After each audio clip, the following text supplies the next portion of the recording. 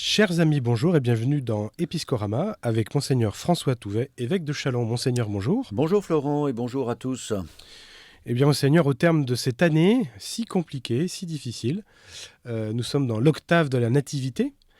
C'est donc un temps de fête, un temps de joie, mais je voudrais qu'on ait quand même une petite pensée au début de cette émission pour nos frères et sœurs chrétiens qui ne peuvent pas le fêter dans la liberté, soit parce qu'ils sont persécutés, soit parce qu'ils se cachent, soit parce qu'ils sont pris dans les guerres et les difficultés. Qu'est-ce qu'on peut dire pour ces frères et sœurs qui sont en danger ou empêchés de fêter comme il se doit Noël? Noël est une fête de joie, d'espérance, de fraternité, et il me semble qu'effectivement, partout dans le monde, il y a des personnes qui ne peuvent faire l'expérience de la joie, ni même de l'espérance, ni de la fraternité. Il y a des personnes très proches de nous d'ailleurs, qui sont à l'hôpital par exemple, ou dans des difficultés particulières de solitude, de détresse. Je pense à des détenus, il y a toutes sortes de situations familiales précaires qui n'invitent pas, qui n'incitent pas à la joie, à l'espérance ou à la fraternité. Il y a aussi à travers le monde, bien sûr, des chrétiens qui ne peuvent se rassembler à cause du contexte politique ou géopolitique.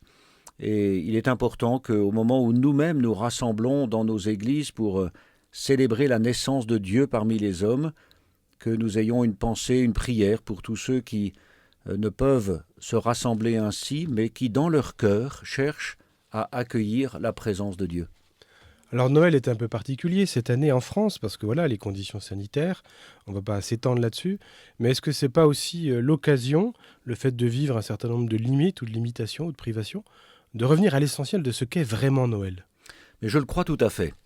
Il me semble que tous les débats que nous avons traversés toutes ces dernières semaines et ces derniers mois, on a même parlé aussi des choses essentielles et des choses qui ne l'étaient pas, soi-disant, il me semble que tout cela nous invite effectivement à nous concentrer sur ce qui fait le cœur même de la fête de Noël, au-delà du rassemblement et du repas de famille, de l'échange des cadeaux et des illuminations dans les rues.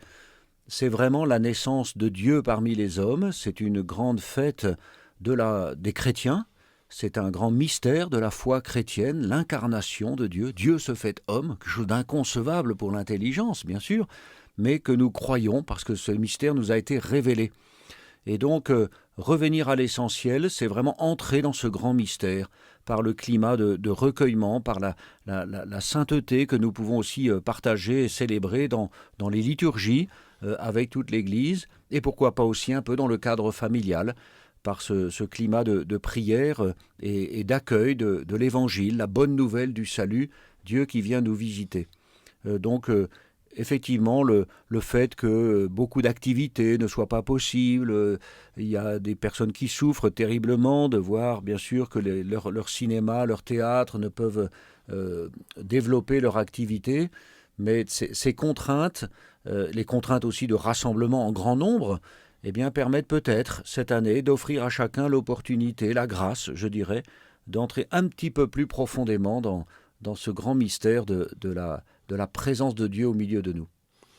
Oui, parce qu'on ne le dira jamais assez, Noël c'est quand même une nouvelle inouïe, extraordinaire. On s'y est habitué, nous, comme chrétiens. Mais c'est quand même quelque chose, j'ai envie de dire quelque chose de dingue. Oui, je le disais, c'est inconcevable pour l'intelligence. Et donc, il est important que même nous, si nous y sommes habitués, je dirais, c'est peut-être pas si bon signe que cela. Et il nous faut sans cesse redécouvrir la richesse de ce grand mystère, parce que nous bénéficions. Vous savez, je suis frappé souvent d'entendre des gens, on nous dit, mais il y a beaucoup de gens qui cherchent un sens à leur vie, qui ne savent pas à qui se confier, à qui se vouer, sur qui s'appuyer.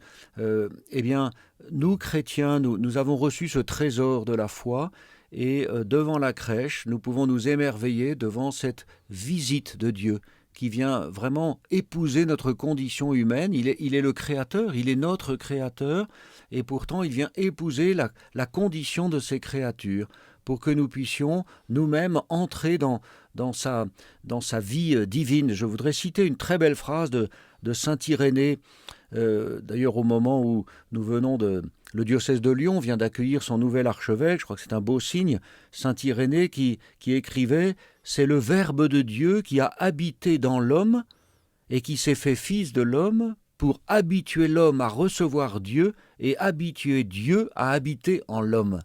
Voilà. Vous voyez, habituer l'homme à recevoir Dieu et habituer Dieu à habiter en l'homme. Il me semble qu'il y a là ce très bel échange entre Dieu et la personne humaine et l'humanité tout entière. Et nous-mêmes, nous recevons cette visite comme un appel à faire confiance au Seigneur et à mettre nos pas dans les pas de Jésus pour nous habituer à vivre de la vie même de Dieu, à vivre de l'amour même de Dieu, dans sa lumière et dans sa paix. Ceci éclaire un mystère. Je me souviens d'un partage autour de l'évangile de l'enfance avec des scouts, quand j'étais chef scout, et l'un d'eux disait « Mais pourquoi il n'est pas venu adulte, Jésus ? Pourquoi il s'est embêté, entre guillemets, à être petit bébé, enfant, et en plus, pendant ce temps-là, on ne l'a pas vu ? Pourquoi cette perte de temps ?» Parce que tout simplement, Dieu n'est pas dans l'artifice. Il ne fait pas illusion. Ce n'est pas un magicien qui vient comme ça ou comme quelqu'un qui descendrait de la lune, mais il a épousé notre condition dans toutes ses dimensions, y compris la naissance, y compris la toute petite enfance, y compris l'éducation auprès de ses parents, y compris la faim, la soif, la fatigue, la sueur, etc. Et donc c'est vraiment cette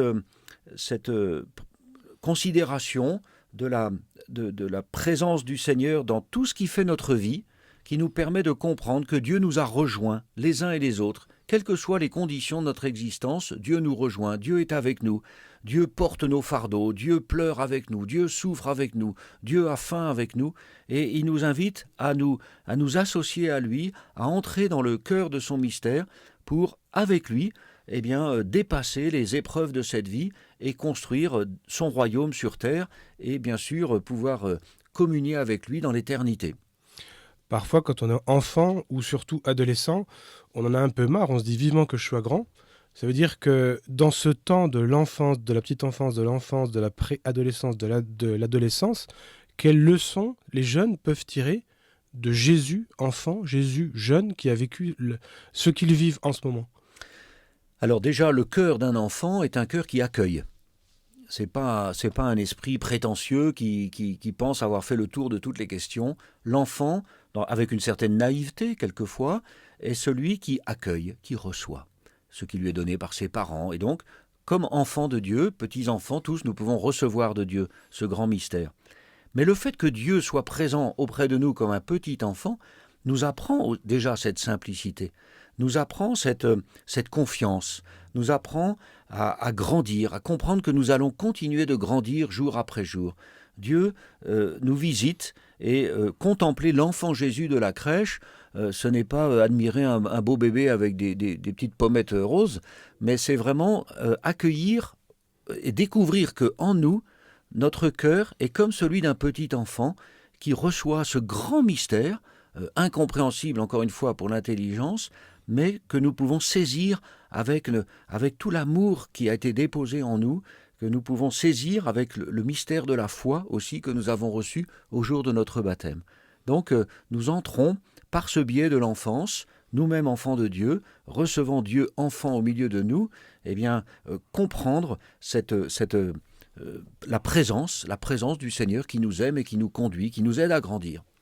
Ça veut dire aussi que le Christ bénit à son passage les âges de la vie, comme disait je ne sais plus qui, et qu'il s'est fait enfant dans une famille, qu'il a été éduqué par Joseph et Marie. C'est extraordinaire. Il a connu toutes les réalités de notre vie humaine, dans les conditions qui étaient celles de l'époque, dans le peuple juif de l'époque, bien entendu, dans le contexte culturel de l'époque, le contexte religieux aussi, bien sûr. Il a appris la Bible, il a appris à prier.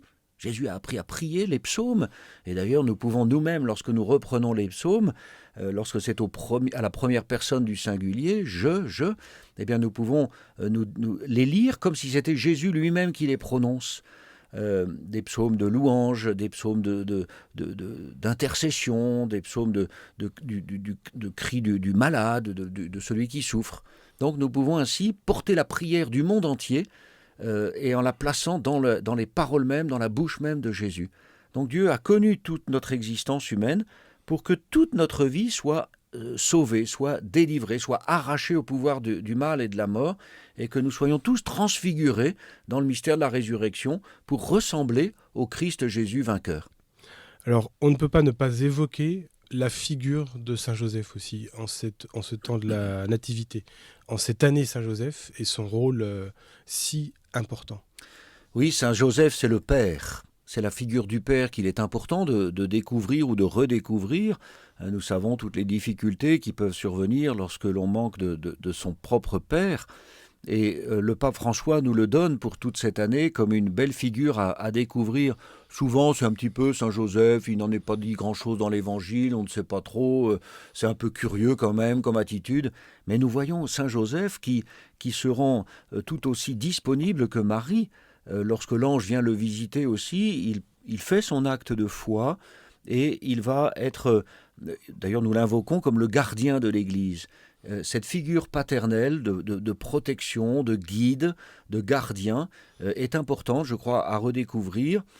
Alors il y a ensuite la paternité de l'évêque, du prêtre, qui est exercée de façon spirituelle pour aider les uns et les autres à grandir dans l'amitié avec le Christ, dans la foi, dans la contemplation, dans le service de la charité.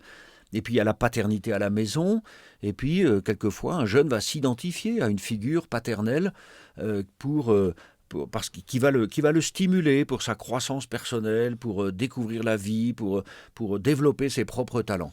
Donc Saint Joseph sera une belle figure dont nous pourrons apprendre à découvrir toutes les richesses au long des mois qui viennent.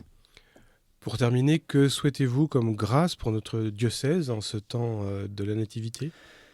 Je retiendrai simplement et je partagerai ce mot de l'espérance. J'ai récemment publié une lettre pastorale intitulée « Prophète de l'espérance ». Je crois que notre monde est bouleversé par tout ce qui vient d'arriver. Il y a non seulement toutes les difficultés de la vie courante et des relations internationales, économiques, sociales, etc. Mais cette crise sanitaire qui est survenue il y a quelques mois et qui nous embarrasse encore beaucoup et qui nous inquiète encore pour l'avenir, je crois qu'au cœur de cette difficulté, nous, chrétiens, sommes appelés à partager l'espérance qui est en nous, l'espérance qui nous habite, car nous croyons que Dieu vient vivre au milieu de nous et nous partager son amour et sa vie. Voilà ce message, recevons-le, recevons l'espérance et soyons-en des prophètes. Monseigneur Touvet, je vous remercie. Merci et joyeux Noël à tous. Bien, chers auditeurs, ce sera le mot de la fin. Joyeux Noël, joyeux temps de la Nativité. À très bientôt pour un nouveau numéro d'Episcorama.